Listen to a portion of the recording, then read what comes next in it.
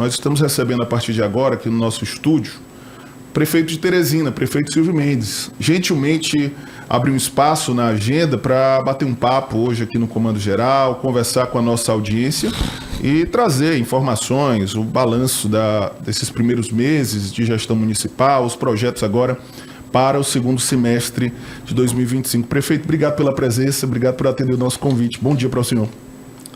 Bom dia, Natanael. Bom dia a você, a Érica, ao João, ao Chico, a quem nos assiste, ao Sérgio. Obrigado aí pelos votos de sucesso. Precisamos ter sucesso, a equipe, nós todos que tivemos, vou dizer, a coragem de se oferecer para cuidar da cidade. E é preciso ter coragem para seguir em frente, né? Preciso que a gente dê o sentido à vida, e o meu sentido agora é cuidar da cidade pela terceira vez.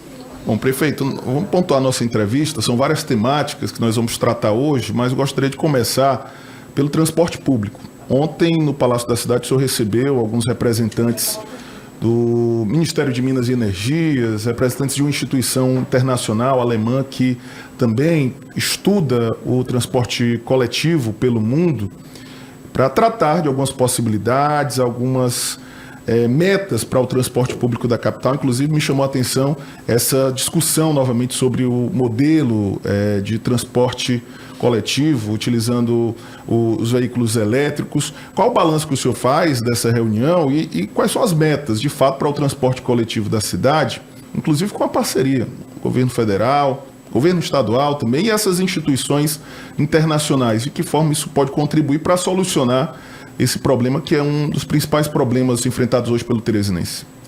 É verdade, é um dos maiores problemas a serem enfrentados, e a gente não tem ainda uma solução assim, clara, o que é que deve ser feito, o que é melhor para a cidade. É um sistema relativamente complexo, no mundo inteiro, em cidade acima de 500 mil habitantes principalmente. No caso de Teresina, que quadro nós temos? Um sistema de transporte ruim, e por ser ruim, ao longo dos últimos anos, a população procurou resolver seus problemas, seja comprando uma moto, andando, conseguindo comprar um carro usado ou novo. Hoje é mais fácil do que antigamente. Enfim, cada um procurando sua solução para um problema, seja do trabalho, de renda, seja o que for. E a cidade paga um preço muito caro. O preço mais caro, por exemplo, é o esvaziamento da região central da cidade.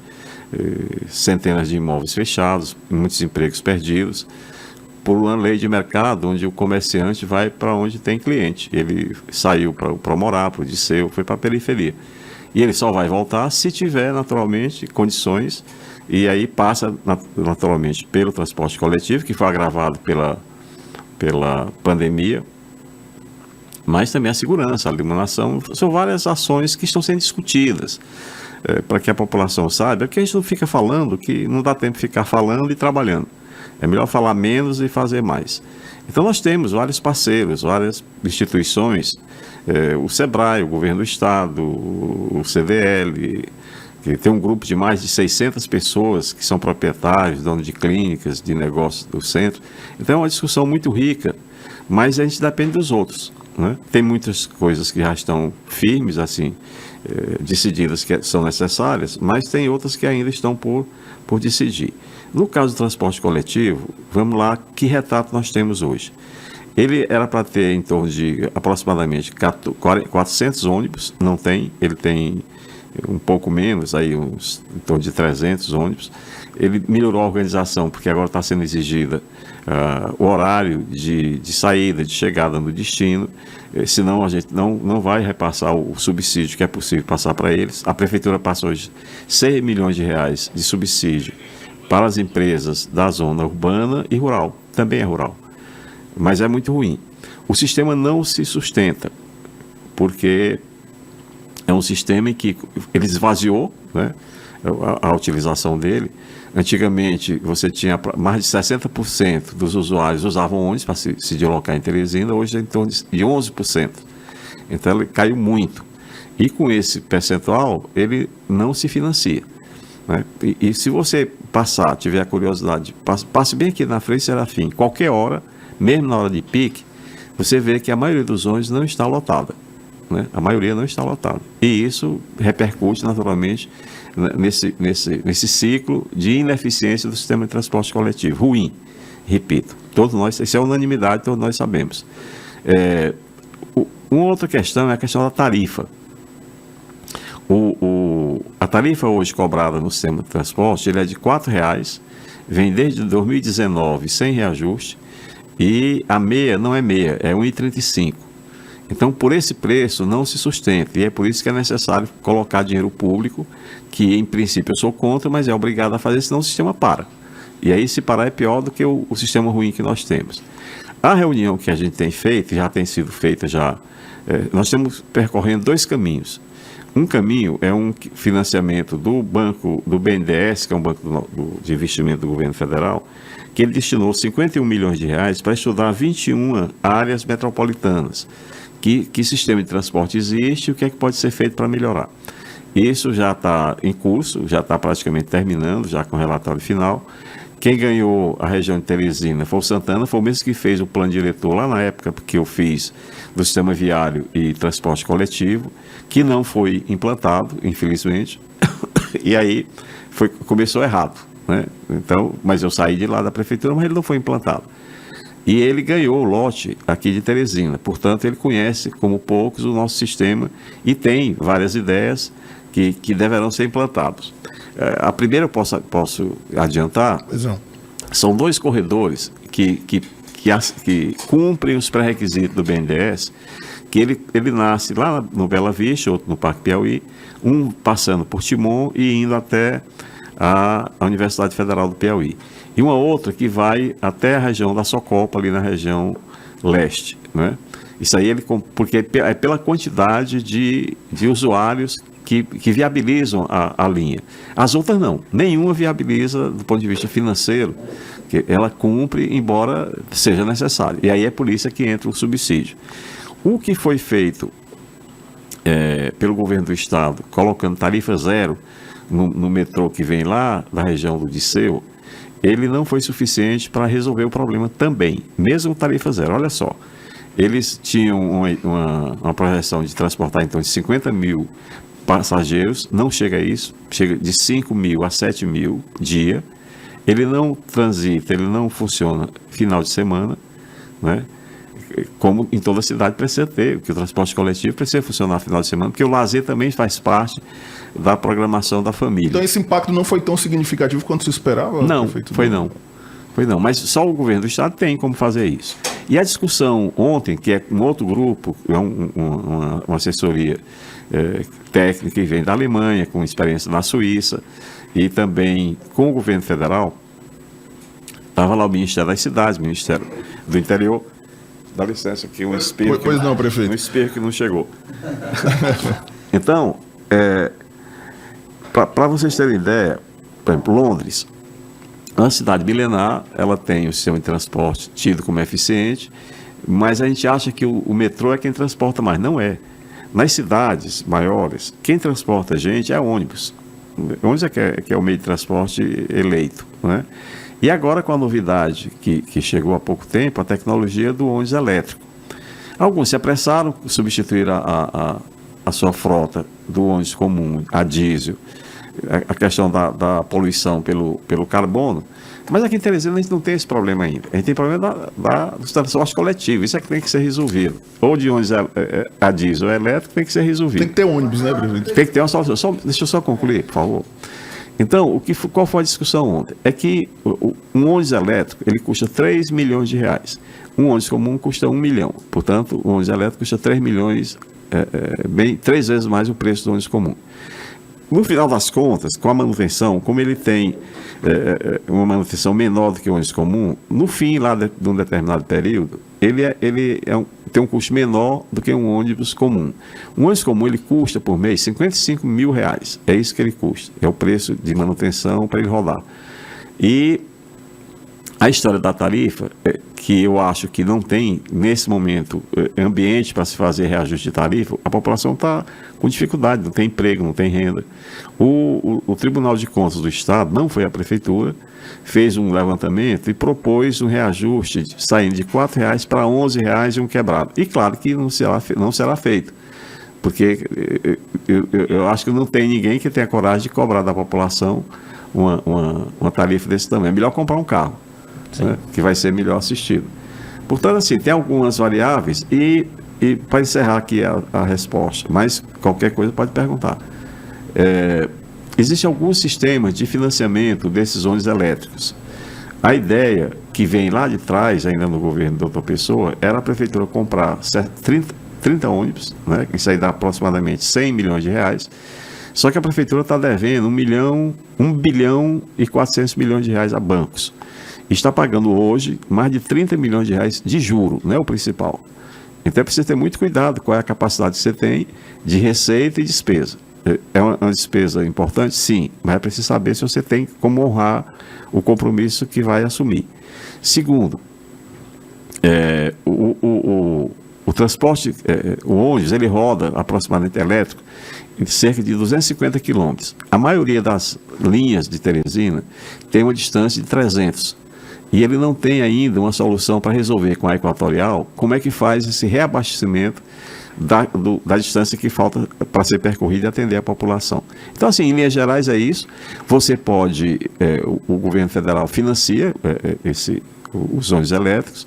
É preciso ter calma para poder saber como é que deve ser feito, não pode ser de forma apressada. E tem vários tipos de fazer. Tem desde a prefeitura comprando os ônibus e passando para o setor privado, tem comprando e passando o valor para o setor privado, tem comprando e o que falta para completar ele faz como subsídio. Então é você saber qual é a capacidade que a prefeitura tem e qual é a capacidade da gente comprar para mudar o sistema de transporte. O que a gente sabe é o seguinte: precisa ter uma intervenção no transporte coletivo de Teresina. Ponto. Estamos aqui no estúdio com o prefeito de Teresina, Silvio Mendes. O prefeito está aqui conosco conversando sobre várias temáticas. Já falamos de transporte público, vamos continuar falando também de outros assuntos. Daqui a pouquinho o prefeito vai responder alguns questionamentos também da nossa audiência.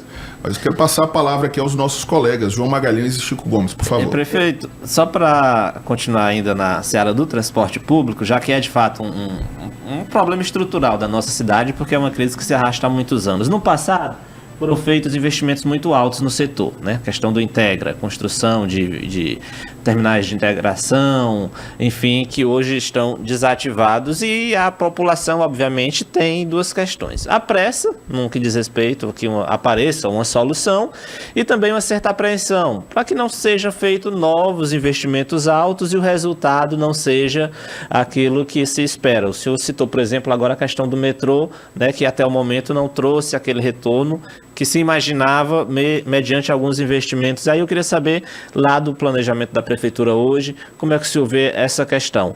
Tanto a de que não se cometa esse equívoco de fazer altos investimentos novamente no sistema e não ter um retorno necessário, e também quando é que o teresinense pode visualizar uma saída para essa crise, pelo menos no que diz respeito a um aumento novamente de ônibus na frota. O que é pacífico é que é o que deve ser feito. Primeiro, aumentar o número de ônibus, sim. Renovar a frota, sim. Encontrar forma de fazer, né? E fazer algumas coisas que nem sempre precisam de dinheiro. Por exemplo, quando a gente liberou a faixa exclusiva do ônibus para motos, táxi já tinha, e para o Uber, que precisa apenas identificar como ele, para que ele não pague multa. Então, a gente percebeu o seguinte, que as motos continuam andando nas outras faixas. E isso não custava dinheiro, protegia de acidentes, né? O fluxo de trânsito fluía melhor, mas eles não fizeram adesão, né? Eles continuam se acidentando e indo lá para o HUT, que poderia ser evitado. Isso é um ponto. Agora mesmo, vindo para cá, a gente vê que um congestionamento no final da ponte ali da João 23, começando a Frei Serafim, porque na subida, logo depois da subida, tem uma câmera multando as pessoas, tá certo? Então, eu vou pedir, na hora que eu sair daqui, ligar para esse trânsito, pedir que ele coloque a câmera mais para frente, ali para a Rua Goiás, para que não tenha um congestionamento que é desnecessário. Quer Todo mundo congestiona com medo de ser multado e as multas geralmente são altas, né? É preciso que a gente tenha o bom senso de que o que a gente quer é que tenha um trânsito que flua, que tenha uma velocidade maior. E agora, com a volta às aulas, naturalmente piora o congestionamento para quem estuda aqui para o centro da cidade, né? Então, assim, tem medidas que precisam de dinheiro, tem outras que não precisam, mas o principal precisa de muito dinheiro. Para você comprar 30 ônibus elétricos, você vai aí a qualquer coisa em torno de 100 milhões de reais, né? E nesse momento, esse sistema, como está, ele não é capaz de pagar, né? Ele não tem como financiar isso. Prefeito, o subsídio de 6 milhões que é repassado mês para o CETUT, em tese é para o CETUT custear pagamento de pessoal, ajudar na manutenção da frota. No entanto, a gente vê que na prática não há essa execução, tendo em vista que nós temos situações em que, aqui na Zona Sul, por exemplo, ali na Vila Irmã dos Ônibus, para poder subir uma ladeira, é necessário que os passageiros subam e praticamente empurrem o ônibus para que o ônibus consiga subir essa ladeira. A gente vê constantemente os trabalhadores tendo que paralisar suas atividades porque os patrões deixam de pagar o ticket de alimentação, deixam de pagar o salário, às vezes deixam de repassar o auxílio saúde. O que fazer para que o CETUT de fato cumpra com seu papel e que ele tenha mais compromisso com o poder público, com a sociedade, passe a respeitar mais as instituições? O CETUT hoje não respeita a justiça, não respeita o poder executivo, nem o legislativo e muito menos a sociedade teresinense. O que fazer para que o CETUT de fato possa exercer o seu papel fundamental? O CETUT ele é antipatizado porque ele tem um sistema ruim, né? Cobra da população para usar, portanto não é simpático. É como você pagar juros a banco, né? Cartão de crédito. Quem é que gosta disso, né? Mas sem ele é pior, né? Sem o CETUT, por mais... O que cabe à prefeitura, e a recomendação é essa, é que ele seja fiscalizado no contrato que teve numa licitação. Então ele é legítimo, né? O subsídio que você coloca, dos 6 milhões de reais de dinheiro público que você coloca no sistema, ele banca o custeio de aproximadamente metade do valor da despesa de um ônibus. Dá em torno de 25 mil reais por cada ônibus para ele rodar durante um mês. Então, em tese, deveria ter uma frota melhor, né? Mas sem dar tanto problema. O problema também é que essa situação de não solução, né, vai prorrogando mais tempo, a frota envelhece, né? E a frota envelhece, ela aumenta o preço do custo dela. É preciso ter essa noção. São vários movimentos que têm que ser feitos ao mesmo tempo. Prefeito, vamos mudar de assunto, tratar de uma outra temática também que, inclusive aqui no programa recebemos muitas demandas, né, relacionadas à limpeza pública de Teresina, à limpeza urbana. Há toda essa questão envolvendo a relação da Prefeitura de Teresina, relação contratual com o consórcio que presta esse serviço atualmente, algumas paralisações dos trabalhadores que marcaram as últimas semanas. Como é que está essa realidade e quais são as projeções, prefeito, para que, de fato, a contratação de uma empresa de forma definitiva aconteça e o serviço não tenha mais interrupção? Essa é outra questão. Vamos lá, eu vou tentar resumir, porque pela engrenagem de uma coisa chamada limpeza pública. Primeiro, é uma área que tem muita denúncia de corrupção, no Brasil todo, né? Porque é fácil você fazer estrada, asfalto e coleta de lixo, é uma coisa que dá margem a roubar, a desviar dinheiro público, né? Então, vez por outra, o último escândalo grande que teve no Brasil foi na Bahia, né? Então, é preciso ter muito cuidado. Então, Teresina, ela recolhe aproximadamente 700 toneladas de lixo dia, né? Então, ela é uma quantidade de lixo. Nós tentamos fazer coleta seletiva, não deu certo. Aumentou o custo e, infelizmente, a nossa cultura não permitiu que a gente fizesse uma coleta adequada, separando vidro, metal, papel, lixo orgânico. Não deu resultado. E aumentou o preço. Essa empresa que está aí, vamos fazer um resumo. Ela está por decisão judicial do ano passado, não foi na nossa gestão, mas cabia, porque a Justiça proibiu a empresa que vinha, que não podia renovar o contrato precário, e colocou essa empresa agora, esse consórcio, que é uma empresa do Ceará e outra do Pará. Muito ruim. Ela é uma empresa muito ruim, mas é muito poderosa. Ela tem muita gente importante por trás dela. Muito poderosa. E tentou de todas as formas manipular esse contrato, querendo continuar um contrato que não vai continuar. Não vai continuar.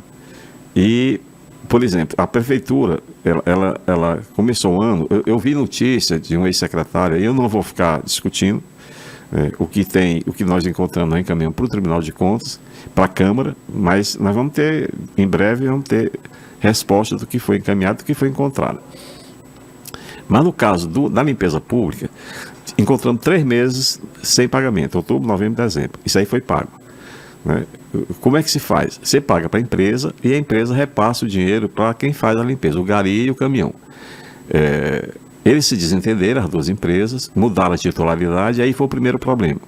Essa discussão foi feita na Justiça do Trabalho, com o desembargador Manuel Adesso. E lá, uma dessas empresas que terceirizam mão de obra disse, na presença do desembargador, que existia um pagamento fictício de mais de 1.000 garis que não faziam limpeza em Teresina. Veja só, ela disse na presença do desembargador. Né? E isso era pago por um serviço que não era feito, ou pelo menos não era feito por essas pessoas. Então, não discuto isso, é problema de polícia e Tribunal de Contas. Né? E fico preocupado você gastar dinheiro numa coisa que não é feita.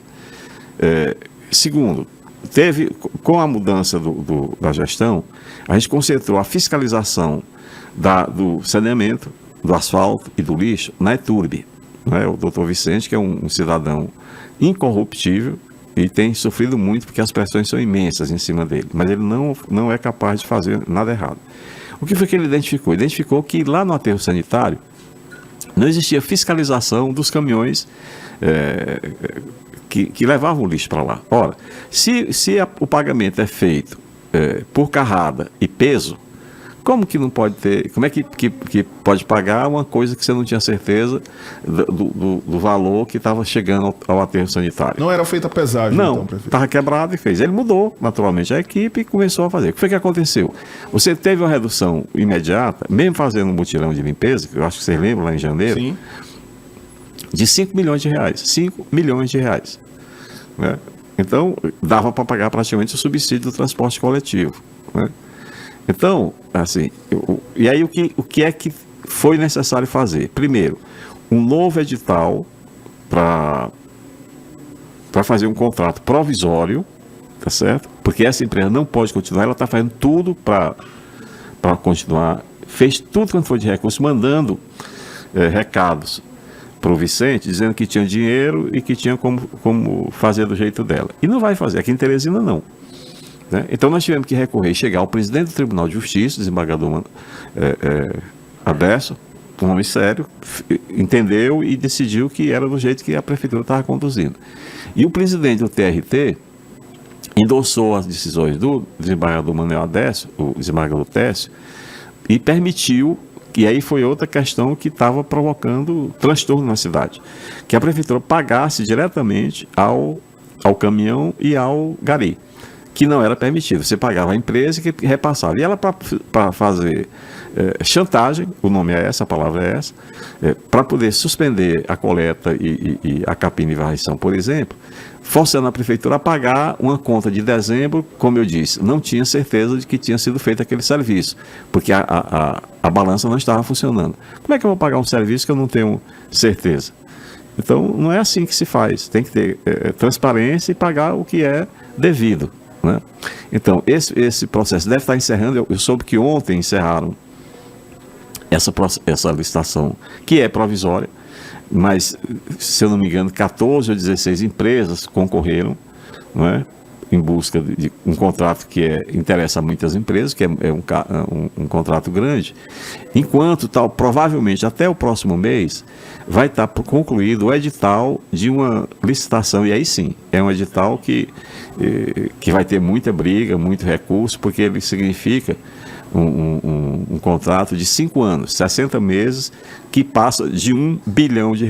Portanto, tem que ter muito cuidado. Prefeito, eu queria inserir na discussão, a gente está falando de problemas pontuais, importantes, mas a questão do centro de Teresina. Eu acredito que o desenvolvimento da cidade passa novamente por uma ocupação do centro, né? O senhor falava, por exemplo, Teresina é uma cidade muito grande, né? Nós somos uma cidade horizontal, do extremo norte para o extremo sul, a gente fala provavelmente de 30 quilômetros, e isso tudo impõe dificuldades, inclusive, na gestão do transporte público, no custo urbano da cidade, da infraestrutura. Enquanto isso, a gente tem um centro que já tem toda essa infraestrutura, tem locais para moradia e que hoje está praticamente desabitado, vamos dizer assim. Qual é o planejamento que a prefeitura tem hoje para, de fato, garantir a presença de moradias no centro da cidade, levando em consideração que isso traria soluções, inclusive de custo, para a manutenção da cidade, que hoje é uma cidade muito horizontal? Você passar por 18 horas no final do dia, o centro está deserto, né? Então, qual é a situação hoje do centro? Ali tem mais de 300 imóveis fechados, né?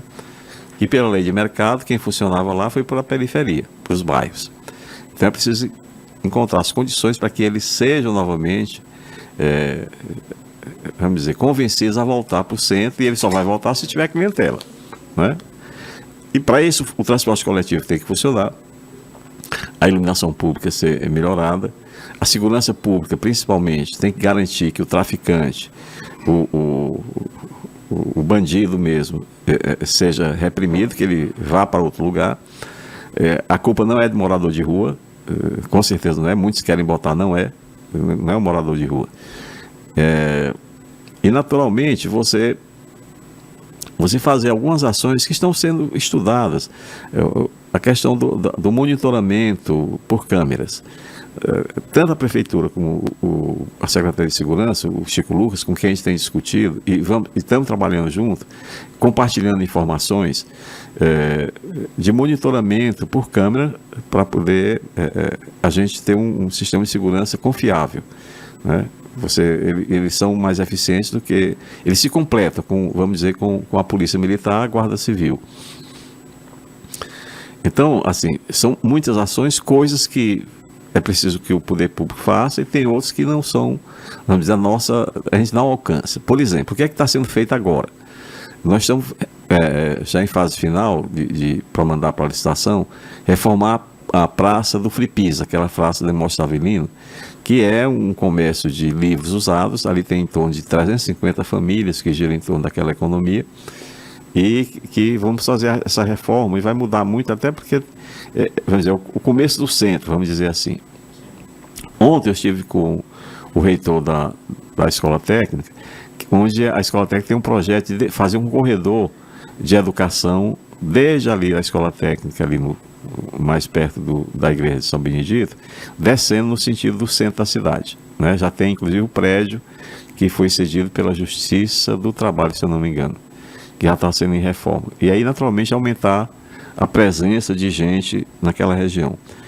O governo do estado, ele vai passar aquele quarteirão onde funcionou a Secretaria de Segurança, para ser comércio no térreo e moradia para cima, né? Minha Casa Minha Vida, faixa 1, porque é uma faixa de poder aquisitivo mais baixo, mas como movimento de habitar o centro. É naquele quarteirão da Praça Saraiva. Todo aquele quarteirão está sendo transferido para a Caixa Econômica, para que possa fazer esse projeto, que naturalmente terá impacto, né? E tem uma empresa, uma construtora, que está fazendo uma reforma também, uma coisa parecida, na Praça do Liceu. Então você veja, a Praça do Flipisa, Praça do Liceu, Praça do Saraiva. E o que é que a gente faz? Porque a gente faz alguns testes, assim, será que a população adere? Porque sem gente não adianta você estar fazendo investimento. Então a gente começou fazendo um movimento na Praça Saraiva, né? Ela começa depois da missa, a missa termina 8h30, 9 horas. Aí tem música, tem feirinha, tem artesanato, tem animais para vender, tem carro usado, carro antigo. Então, qual foi a nossa surpresa? É que é um movimento crescente. Ele começa durante todo o domingo até a 1h da tarde, né? Então vão bandas de músicas, a gente tem músicos fantásticos, mas vão bandas como do 25BC, a 16 de agosto, a banda das sanfonas, enfim. E está animado, é agradável você ir para lá, né? É agradável, é um domingo diferente, já que Teresina não tem praia para a gente ir com a família. Lá é um bom lugar de passear, dia de domingo. Isso dando certo, a proposta que a gente deve encaminhar com o Aurélio, pessoal da cultura, é que esse modelo possa ir para o Parque da Cidade, possa ir para os bairros, para o Promorá, para o Mucambinho, para o Disseu, porque a população não tem alternativa de lazer. E é preciso que a gente tenha a criatividade para poder oferecer isso. Prefeito, a nossa cidade tem um histórico de ter uma educação pública de qualidade. Infelizmente, nessa última gestão, as coisas não andaram bem e a saúde regrediu, a educação regrediu bastante. O que fazer para que Teresina volte a ter uma educação de excelência, que volte a entrar no cenário nacional como uma das melhores educações do país? Tendo em vista que, a exemplo, agora eu recebi hoje pela manhã a informação de que está acontecendo as Olimpíadas Escolares, Jogos Escolares estaduais, e que algumas escolas públicas da nossa capital não vai poder se deslocar até outros municípios por falta de recursos. Não tem como esses alunos se locomoverem, porque o poder público não vai poder fornecer esse transporte. Teresina, muito em breve, voltará a ser orgulho para os teresinenses no quesito educação pública? Bom, deixa eu corrigir primeiro essa informação. Por falta de dinheiro, não é para eles comparecerem aos jogos. Garanto para você. A educação está garantido. O financiamento dela, conforme a lei, né? 25%, quer dizer, de cada R$100 que a prefeitura tem, 25 vai para a educação. Isso aí, aliás, vai ser até um pouco mais. Então, vamos o retrato. Teresina tem a prefeitura tem 323 escolas, seja pré-escola, seja ensino fundamental. Tem vaga para todas as crianças no ensino fundamental, do 1º ao 9º ano. Tem o pré-escolar, é o desafio, porque a gente tem mais ou menos só a metade das vagas. Se você juntar as escolas privadas e as escolas públicas, a gente só oferta mais ou menos a metade das vagas necessárias. Esse aí precisa ser aumentado, essa oferta. Nós aumentamos agora mais de 2.000 vagas, já agora para o segundo semestre, agora de 2025, no pré-escolar, que é como eu estou falando, está faltando vaga. O indicativo, porque veja só, você construir uma coisa, geralmente dá mais trabalho do que destruir, né? E quando a educação sempre foi, eu fui para a prefeitura levado pelo professor Alferraz, que foi um grande educador, um homem, para mim, o maior político que eu conheci. Ele tinha a educação como prioridade, como uma coisa mais importante. E isso continuou com o Firmino, com o Chico Gerardo, comigo. É a nossa maior obra. E o que foi que aconteceu? Quando nós deixamos a prefeitura, teve como é que se chama? Um estresse de material, todo mundo pediu mudança e tal, tudo bom que mude, né? Mas essa mudança, em algumas áreas, foi ruim. E, por exemplo, a prefeitura tem mais de 90.000 crianças nas escolas que ela cuida. Mais de 90.000 crianças, olha o tamanho da responsabilidade. Quando nós deixamos lá, de cada 100 crianças, 96 eram alfabetizadas no 1º ano. De cada 100, 96 eram alfabetizadas no 1º ano. Nós chegamos a apenas 54. Ela baixou de 96 para 54. Então isso é dramático, tem que corrigir. E está sendo corrigido até porque a equipe é muito boa. O Ismael, o vereador Ismael, cidadão, professor, advogado, vereador, ainda mora lá na Codip, mas ele tem se revelado como um grande gestor. E tem uma equipe muito boa, porque a equipe da Secretaria de Educação é muito boa. Então, eles vão com certeza recuperar isso rapidamente, né? Tem algumas dificuldades, porque a gente tenta colocar o máximo de escolas em tempo integral. A gente não tem como fazer isso, porque o custo é muito elevado. Mas o que a gente garante é o seguinte: toda criança em Teresina que quiser entrar numa escola de ensino fundamental tem vaga. Todas. Todas têm. Ainda tem mais outra coisa, que como existe, é dinâmica, você constrói uma escola pré-escolar, por exemplo, no centro, vai ter que fazer, porque é uma forma de você garantir que a comerciária possa ir para lá e deixe seu filho numa creche e vá trabalhar. Mas, por exemplo, você constrói uma CEMEI, uma escola de ensino infantil, só que essa criança cresce e daqui a pouco ela não é mais necessária ali, né? Então, esse é um movimento que é dinâmico. Para você ter ideia do movimento forte, a Secretaria de Educação da Prefeitura, ela tem metade da frota do total de ônibus de Teresina. Está entendendo? Olha só. Eles transportam.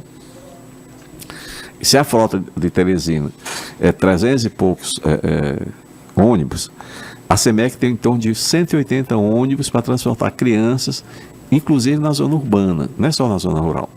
Porque concentra algumas escolas, algumas séries, em determinados locais que não tem escola. Bom, prefeito, nós temos muitos questionamentos, inclusive algumas demandas. Vou tentar separar aqui por temas, né, para que o senhor possa até interagir com a nossa audiência, né?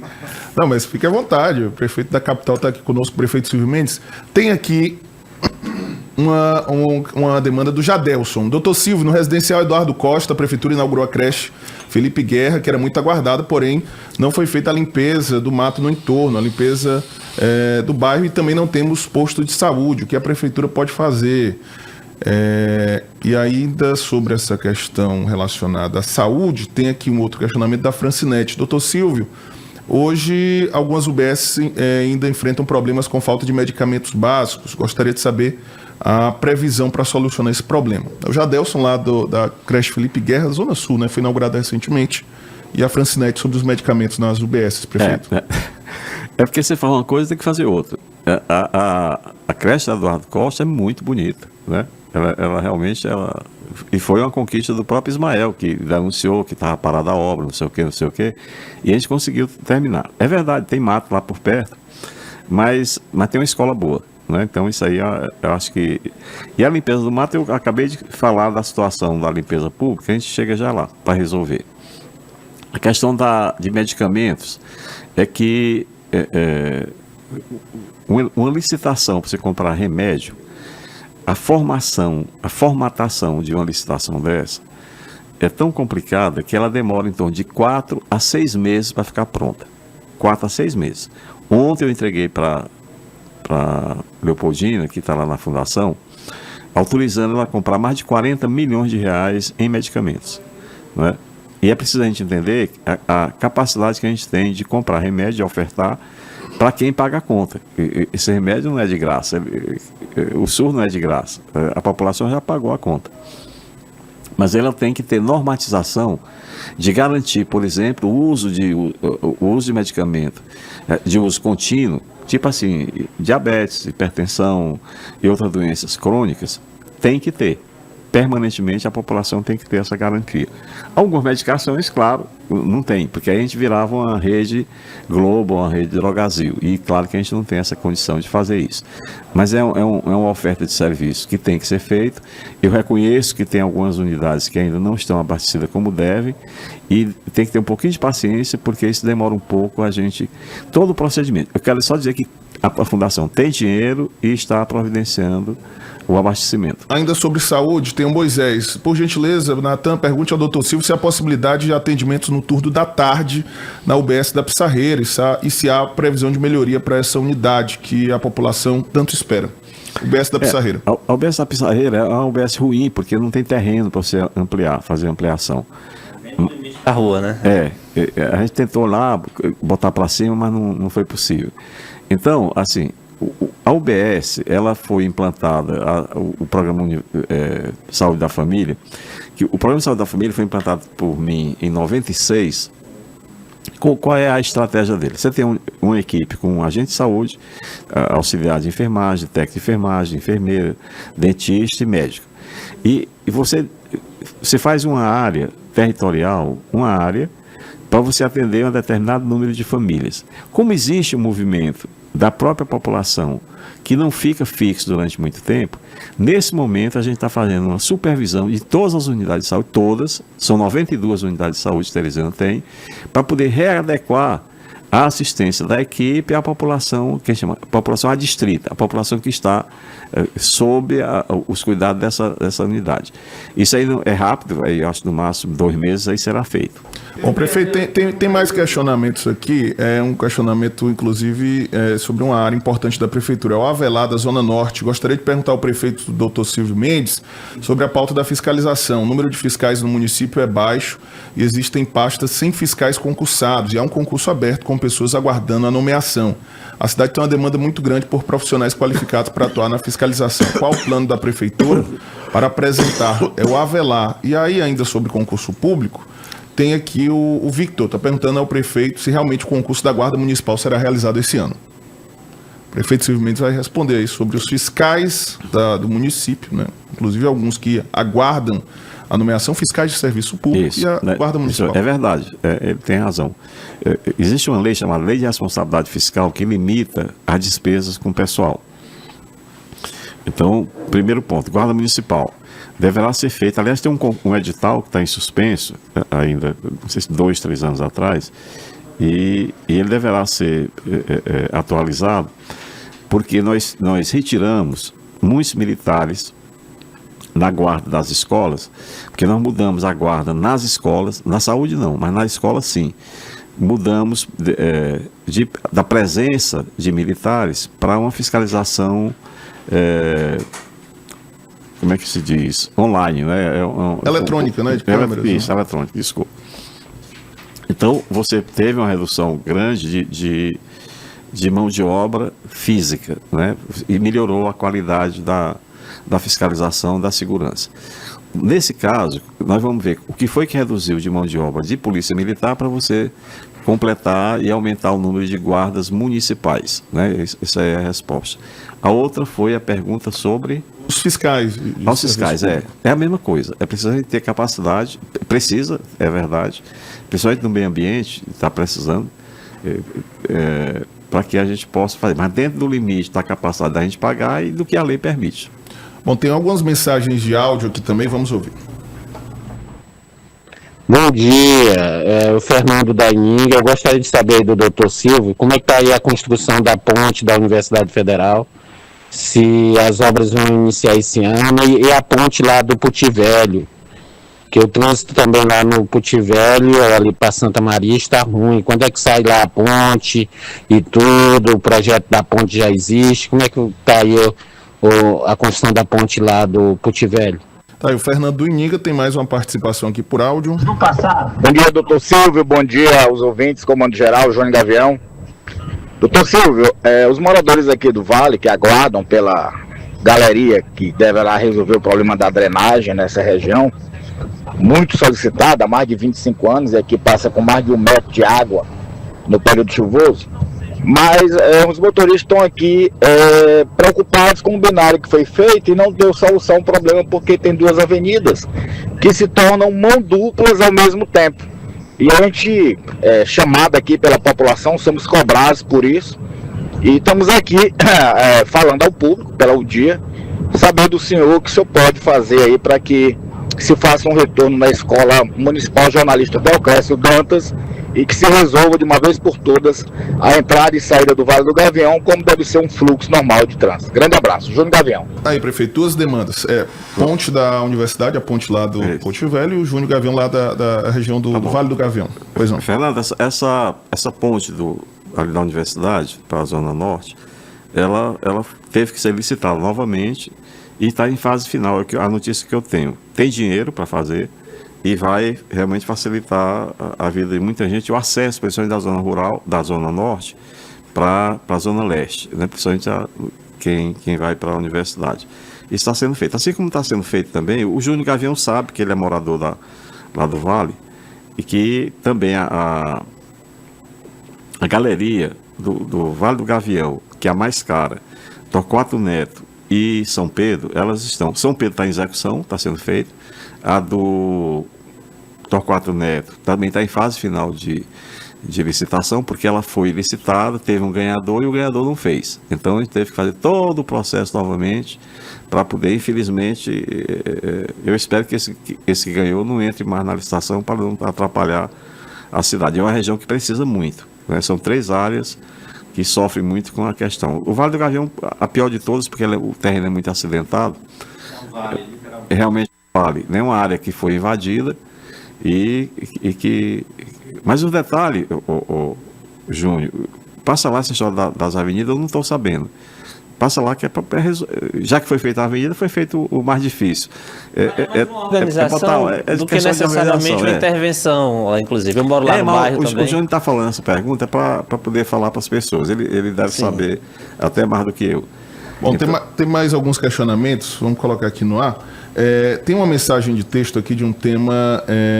também de um outro tema. Nara, da Zona Leste. Bom dia a todos do Comando Geral. Pergunte ao prefeito Silvio Mendes o que ele pode fazer sobre as pessoas que foram cortadas do aluguel solidário há mais de 5 meses e que voltaram para o mesmo lugar que foram tirados. A gente procura a SDU Leste, ninguém sabe falar nada. A Nara, né, sobre o aluguel solidário. Aqui tem um questionamento também ao prefeito por áudio. Bom dia, meu amigo Chico Gomes. Se for possível fazer a pergunta para o doutor Silvio aí, saber quando é que vão inaugurar o campo do Bariri, que já está com mais de 6 anos, lá nossa escolinha parada, as crianças lá tudo com a sociedade ociosa lá, sem as atividades. E se é verídico essa expectativa aí de dia 16 de agosto, estão dizendo que vai ser inaugurado. Ele entrega essa obra dia 16 de agosto agora ou não? Essa pergunta para ele aí, por favor. Augusto aqui. Olha aí, prefeito Augusto. Antecipe logo aqui a programação. Vai inaugurar. Deixa eu encurtar. Augusto, o campo do Bariri não vai ser entregue dia 16, até porque nós não vamos entregar obra nenhuma durante o mês de agosto, como era a nossa tradição. Por quê? Porque não tem obra para entregar, né? Então nós vamos fazer basicamente durante essa festa de aniversário com o pessoal da cultura, o maestro Aurélio, alguma presença da orquestra sinfônica, de bandas e tal, seja no centro, seja nos bairros, nos 4 principais das SDUs correspondentes, né? Norte, Sudeste, Leste e Sul. Bom, o campo do Bariri, a notícia que eu tenho é que pediram para derrubar o muro, para ter visibilidade dos atletas, o jogo e tal, né? É um campo relativamente fácil de fazer, mas eu não sei dizer assim, em que ponto que está e que se tem algum entrave ou quem é que está atrapalhando fazer o campo. O que eu posso lhe dizer, eu passei recentemente lá, olhando para lá, tem um pedaço do muro que caiu, é que não dá para entregar esse campo no dia 16, né? Mas o que eu posso lhe prometer, até pela tradição, pelo que significa ali para a região o campo do Bariri, ele será feito. Prometo a você, pode me procurar que a gente vai atrás dessa história. Aliás, eu vou sair daqui e ligar para o superintendente para poder ele tomar providência, me levar o que é que pode fazer para resolver isso. A outra pergunta... É a Nara, sobre o aluguel solidário. Vamos lá. Teresina, ela tem... a gente estima que Teresina tem um déficit habitacional de 40 mil casas, né? 40 mil moradias. Quando eu fui prefeito lá atrás, a gente conseguiu fazer 14 mil casas e 2 mil reformas habitacionais. 16 mil famílias foram... a maior parte desse financiamento é do governo federal, né? A gente fazia uma casa na época por R$17.260, me lembro bem. Hoje essa casa que tem era um pouco maior, lá 36 metros de área construída, hoje tem 50 metros, que foi entregue agora, semana passada. Mas nós entregamos 16 mil casas, tinha um déficit habitacional de 35 mil moradias, a gente entregou praticamente a metade e hoje continua com 40 mil moradias como déficit. Não temos solução. Infelizmente, eu não posso dar uma notícia que eu gostaria muito de dar. Isso precisa de dinheiro do governo federal. No caso desse conjunto que foi lá na Diusa, na região ali da Jacinta Andrade, a prefeitura deu, foi na gestão do Pessoa, não foi nem na minha. O Pessoa repassou para lá 6 milhões de reais, muito bem empregado, é importante. O que nós fizemos foi levar a água, porque é uma área distante, não tinha água, nós levamos, e foi entregue. Foram 132 moradias, mas eu repito, Teresina precisa de 40 mil moradias. Não sei responder sobre essa história da moradia solidária que são feitas, foi uma solução na época de alagados, Enchentes, desabrigados e tal. Mas eu vou procurar saber, e essa pessoa pode me procurar amanhã é quinta, né? Sim. Amanhã à tarde, depois das 4 horas, pode me procurar que eu vou ter uma resposta para dar. Pronto. Tem muitas mensagens, né, chegando aqui ao nosso WhatsApp. Tem um questionamento aqui da Maria. Bom dia, pergunte ao prefeito sobre os terceirizados demitidos. Até hoje estamos sem receber nossas rescisões e a empresa continua prestando serviços à prefeitura. Os acordos firmados, quando vamos à justiça, não há nenhum valor jurídico, né? A Maria, segundo ela, a empresa Limpserve, prefeito. Bom, você deixou... a prefeitura tem uma folha de pagamento crescente, né? É preciso ter controle, porque a gente não tem a capacidade de crescer do tamanho do crescimento da folha. A prefeitura tem praticamente metade dos servidores está na saúde, né? E se você perguntar a qualquer diretor, todos os diretores querem mais gente, e não pode ser assim, né? Precisa ser adequado, de acordo com o perfil do atendimento. A folha de pagamento da prefeitura, incluindo terceirizado, está passando dos 200 milhões de reais. 200 milhões de reais. Esse é o preço. 180 milhões servidor efetivo e 20 a 23, 24 milhões é o pessoal terceirizado. É natural que tenha esse movimento porque existem regras, não é? Empresas que não prestam bom serviço, quem não presta bom serviço não merece receber pagamento. Então isso está entregue à Secretaria de Administração e a pessoa reclama da empresa em si, se não tiver. O que eu lhe garanto é o seguinte, que todos os pagamentos estão em dia. Não tem nenhuma empresa que esteja com crédito não recebido pela prefeitura. Isso aí, salário tem que ser uma coisa muito respeitada. E tem sido feito assim. O Josenildo aqui do Conjunto Murilo Rezende. Prefeito, com relação a essa obra de ampliação da Avenida Marechal Castelo Branco, o senhor pode me dizer, ela vai ser concluída até o final do ano, e o senhor poderia construir um acesso da ampliação da Avenida Marechal Castelo Branco para a Vila Ferroviária, pois existe uma galeria aberta que poderia ser fechada, e assim a obra de acesso à Vila Ferroviária por essa avenida. É o Josenildo do Murilo Rezende. Veja só, a Vila Ferroviária ela era muito ruim, não tinha praticamente nenhum serviço feito, ruas com lama, com buraco, com casa, e quem urbanizou essa vila fui eu tive a oportunidade de fazer isso. No caso do prolongamento da Avenida Marechal Castelo Branco, ela vai encontrar com a Via Sul, né, que está em curso, que vai até lá em cima, vai ter acesso inclusive ao polo industrial, e aquele anel viário que vai facilitar muito deslocamento para o pessoal que mora para a região sul, aqui é a região da Alegria, né, vai ser magiando o Rio Puti. Se eu não me engano, ela vai com o nome de João Claudino, se eu não me engano, né? João Claudino Fernandes, que foi dado. Aprovado pela Câmara já, né? Que aquelas terras tudo pertencia a ele, e eu acho que é uma homenagem justa por o que ele fez na cidade. Tá em obra, né? Acho que até dezembro tem aquela alça. A primeira é a alça que tem ali na praça da Ponte Alferraz, para você pegar, você vem pela Avenida Marechal, faz a alça que não tinha, me prometeram entregar de setembro para outubro agora, né? Ela praticamente está concluída. E tem o prolongamento da Marechal, que aí vai chamado Via Sul, que me disseram, acho que é muito serviço para ser feito, mas prometeram entregar até o mês de dezembro. Dezembro a gente lembra que é tempo de chuva, né? Então provavelmente vai atrasar esse prazo. Bom, infelizmente o nosso tempo está chegando ao final, são muitas participações, muitas mensagens, depois nós vamos até repassar aqui essas demandas para a equipe de comunicação do prefeito Silvio Mendes, mas para finalizar, prefeito, sobre a relação do Palácio da Cidade com a Câmara Municipal de Teresina. Muito se fala que o prefeito Silvio Mendes não tem uma base consolidada na Câmara Municipal, que há um certo ruído nessa relação com os vereadores. Como é que de fato está essa relação e a avaliação do senhor agora, o que o senhor espera do segundo semestre nessa relação Palácio da Cidade, Câmara Municipal de Teresina?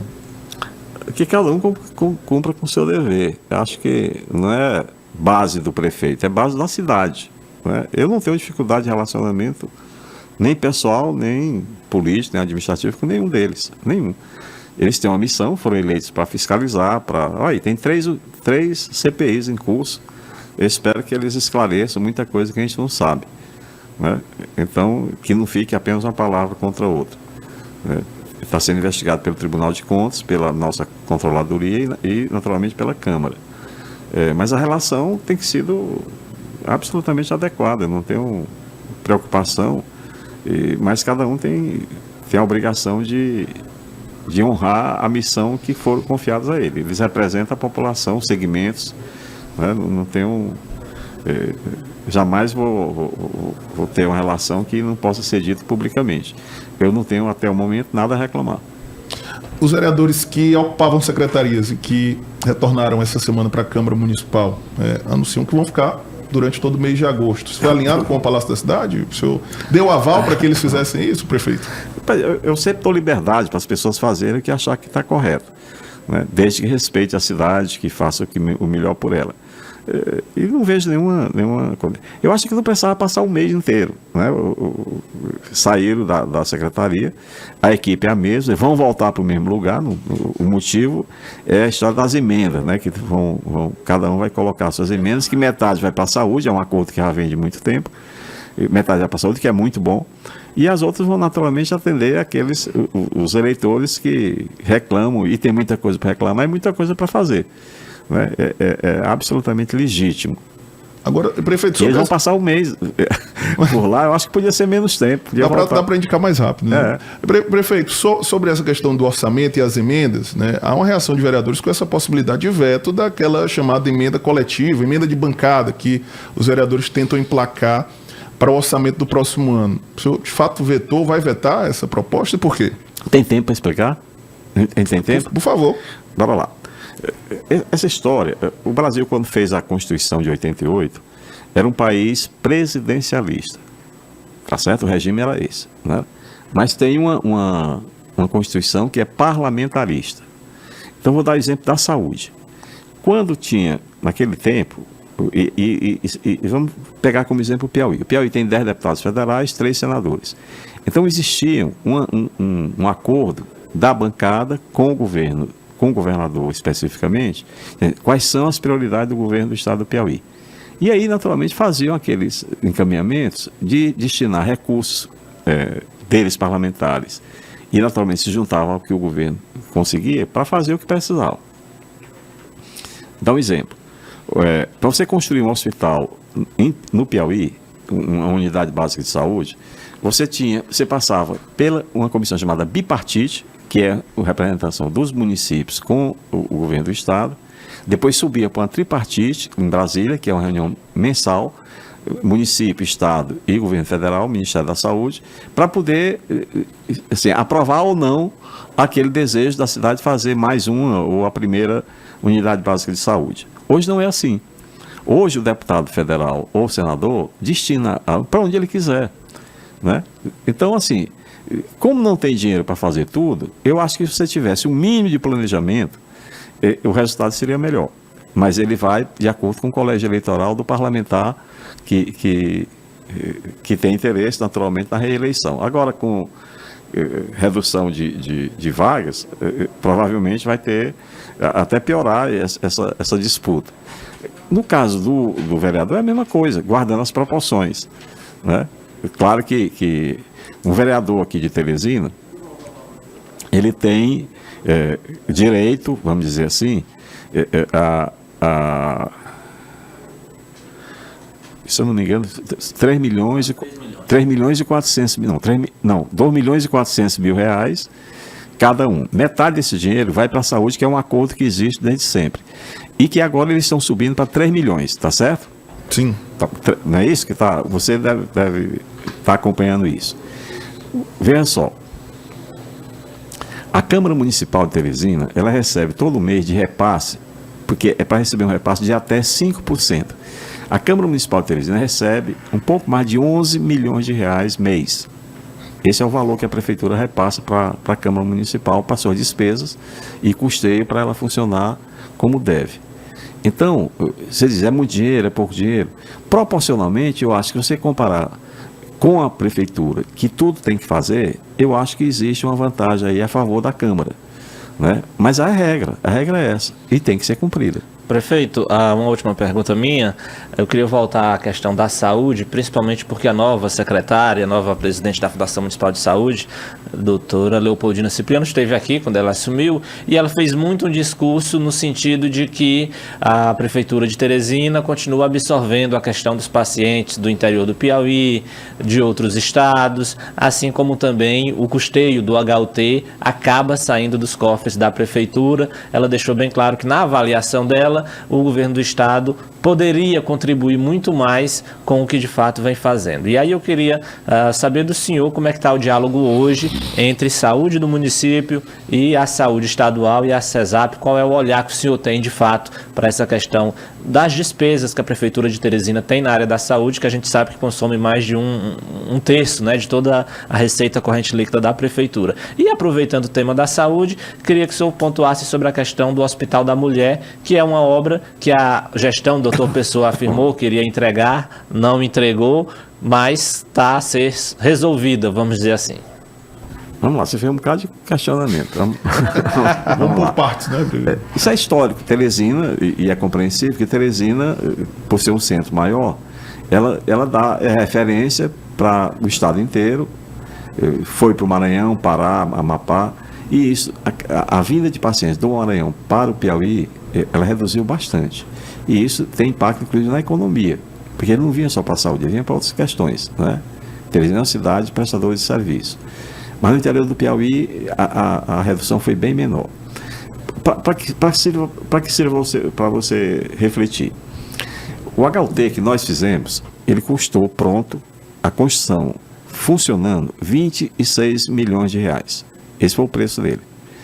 Ele hoje tem um déficit entre o que ele recebe e o que ele faz, em torno de 22 milhões de reais. E a Prefeitura banca um recurso próprio, que aí, em vez de estar fazendo a limpeza, o buraco, tapando buraco e tal, você tem que jogar na saúde, porque isso aí, a comparação lá é mais importante.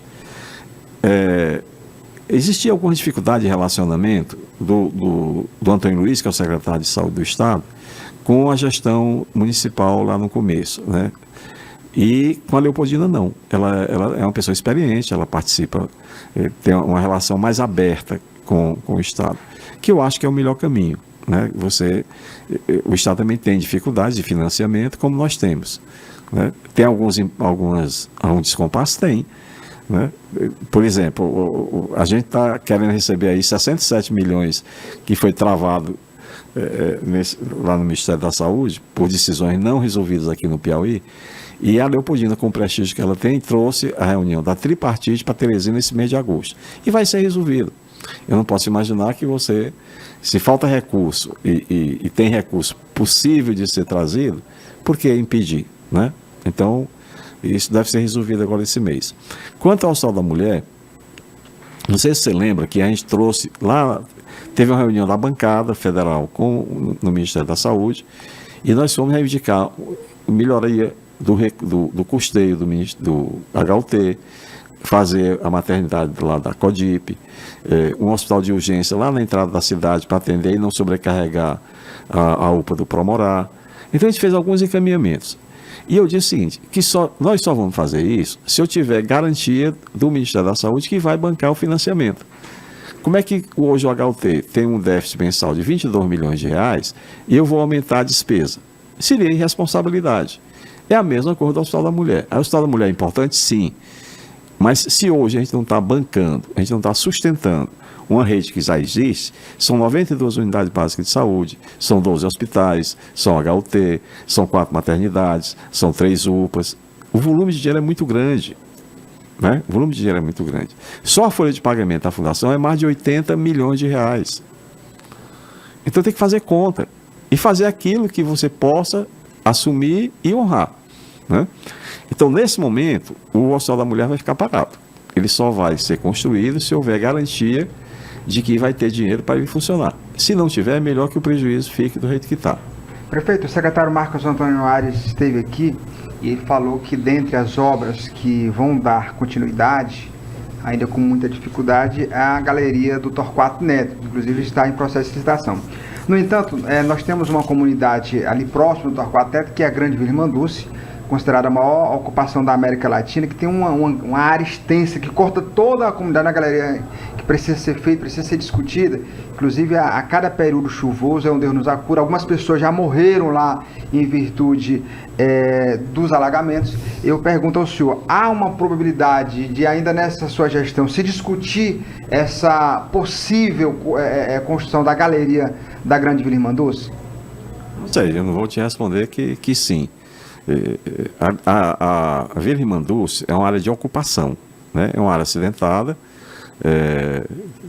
uma ocupação de certa forma desorganizada e é preciso ver. Eu não sei te responder sobre essa galeria, que eu imagino que seja pelo aspecto geográfico da região, deve ser uma galeria de superfície, não uma tão complexa como a do Torquato Neto, que tem obras de arte diferentes lá da Vila. Mas não sei, eu na verdade não sei te responder. Prefeito Silvio Mendes, obrigado pela presença aqui no nosso estúdio, prazer recebê-lo, né? Obrigado por separar um tempinho na sua agenda para bater esse papo conosco, principalmente com a nossa audiência, viu? Quero agradecer e deixar o espaço aqui para sua mensagem aos teresinenses. O Natanel me aperreando para vir aqui. Foi muita insistência, viu, prefeito? Muita. Mas foi tão bom, Natanel. Eu te agradeço. Muito bacana. É porque, Natanel, a gente quando decide, a gente precisa pensar muito para fazer o que a gente está fazendo, é porque eu dou pelo menos 3 expedientes, aliás 4. Um bem cedo, começa às 5 horas da manhã, respondendo mensagem de rede social. E eu respondo todas. Quando tem aqueles cara chato que fica criticando por criticar, eu não respondo. Mas, regra geral, eu respondo. Eu, pessoalmente, eu não tenho ninguém que responda por mim. Aliás, ninguém fala por mim. Depois, prefeitura, né? Não tem hora para acabar, eu não bato ponto, mesmo também não ganho hora extra, né? Mas a gente faz. Na quinta-feira, na prefeitura, tem um dos dias mais sensíveis, que incomodam muita gente e traz muita angústia, que é atender a população. A maioria, quase todas, é atrás de emprego e renda. E a gente tem várias iniciativas, com o Banco Nordeste, com o Sebrae, ontem com o pessoal da Ferraz, qualificando mão de obra, conseguindo recursos, para que as pessoas possam montar seu negócio e que não seja dependente de emprego público, que é melhor ainda ficar devendo favor a político. E a tarde continua, eu chego normalmente à noite, faço todo esforço para poder almoçar com meu neto, raramente eu consigo, e à noite é do mesmo jeito. Eu tenho um outro expediente que é em casa, respondendo a quem durante o dia eu não pude responder. Então, assim, você está feliz? Eu posso dizer que não, né? Porque eu não tenho conseguido resolver coisas importantes, como, por exemplo, a renda das famílias, né? E só sabe o que é isso aí quem amanhece o dia sem ter comida para comer, né? Mas isso a gente tem que buscar os caminhos para poder tentar diminuir essa dificuldade, né? Mas é a vida, é a oportunidade que o destino dá a gente para tentar ajudar. Eu me considero um mediador de conflitos. É nem sempre possível, mas o esforço tem que ser por aí. Obrigado, prefeito. Colocar aqui todo o nosso sistema à disposição, né? Sempre fazendo esse papel também de auxiliar o poder público municipal. Nós recebemos muitas demandas, o senhor percebeu aqui pela dinâmica do programa, então a gente sempre repassa também para as secretarias, os assessores de comunicação, para tentar fazer essa mediação e solucionar, né? Contribuir também com o poder público. Mais de nós se não fosse a imprensa, né? Com a solução dos problemas. Natanel, esse Natanel me aperreou tanto para vir aqui. Quando é que vai? Oh, mas deu certo. Calma que a gente vai. Mas aí, foi bom. Sempre bom. Entrevista excelente. Eu que te agradeço, porque sempre é bom falar através de um